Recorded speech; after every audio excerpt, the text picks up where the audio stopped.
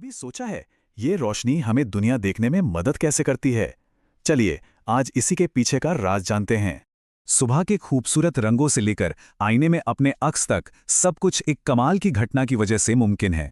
और इसका जवाब है प्रकाश का परावर्तन। इसे ऐसे समझिए जैसे कोई गेंद दीवार से टकराकर उछल जाती है। तो इस खेल को समझने के लिए इसके 3 मेन प्लेयर्स को जानना होगा।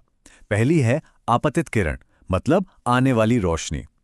फिर आती है परावर्तित किरण, जो टकराकर लौट जाती है। और तीसरा है अभिलंब, जो सतह पर एक इमेजिनरी सीधी लाइन है। पता है, ये पूरा परावर्तन सिर्फ 2 आसान से नियमों पर चलता है। चलिए पहले नियम को देखते हैं। पहला नियम कहता है कि ये तीनों यानी आपतित किरण, परावर्तित किरण और अभिलंब हमेशा एक ही प्लेन में होते हैं।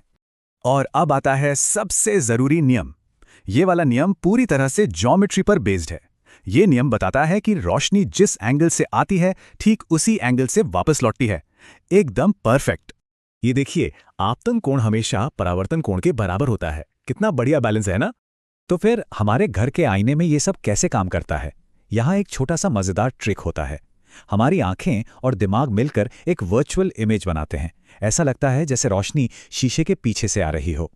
प्लेन मिरर में जो इमेज बनती है उसकी कुछ बहुत ही इंटरेस्टिंग खासियतें होती हैं।